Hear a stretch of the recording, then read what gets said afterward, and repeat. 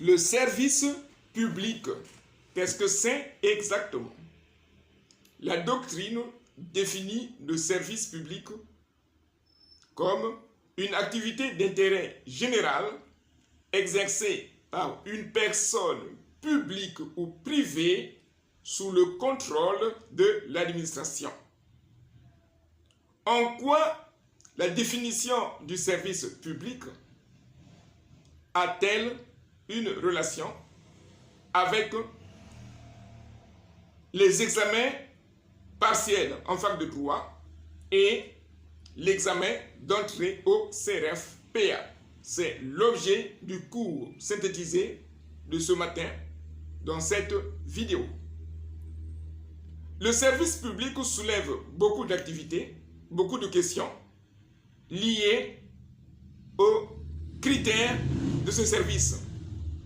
Le service public est encadré par plusieurs principes, entre autres le principe d'accessibilité, le principe d'égalité, le principe de transparence et le principe d'adaptabilité. Donc le principe d'adaptabilité est la règle selon laquelle l'administration est obligée d'adapter son organisation et son fonctionnement en fonction des mutations de l'environnement. Or, depuis quelques années, nous vivons la transformation numérique dominée par les outils de l'intelligence artificielle. L'évolution des outils de l'intelligence artificielle avec la communication numérique a obligé l'administration à s'adapter à ces évolutions en intégrant les outils de l'intelligence artificielle dans le fonctionnement des services publics.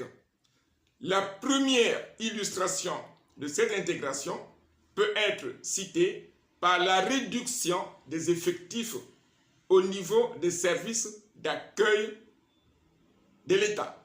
Lorsque nous prenons le cas de la Direction générale des finances publiques, en cas de besoin, l'administré pouvait appeler un service de l'État ou de la Direction des finances publiques pour demander un renseignement. Vous avez constaté depuis quelques années que les appels téléphoniques ne sont plus accessibles.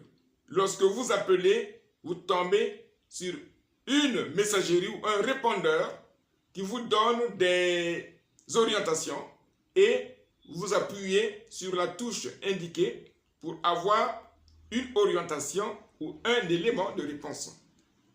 Voilà une illustration d'un nouveau moyen d'accessibilité au service qui consiste à ne plus être en contact avec une personne qui vous renseigne, mais plutôt une application numérique.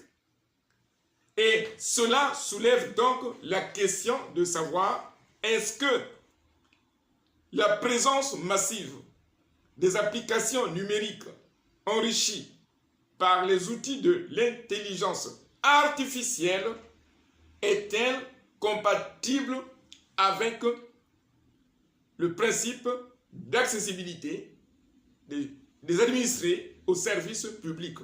Est-ce que les outils de l'intelligence artificielle et des applications numériques sont compatibles avec une effectivité d'accessibilité aux services publics? Voilà la problématique de la note de synthèse dédiée à la préparation au CRFPA. Et cette problématique peut être également apparaître dans le traitement des cas pratiques et consultations juridiques.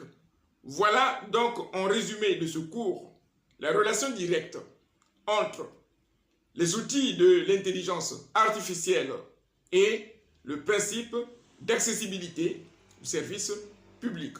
Si vous avez des questions sur le service public, n'hésitez pas à les poser dans les commentaires et le public intéressé aux activités d'accompagnement personnalisé en notes de synthèse, traitement des cas pratiques, consultation juridique, n'hésitez pas à contacter notre établissement ou à nous poser des questions dans les commentaires.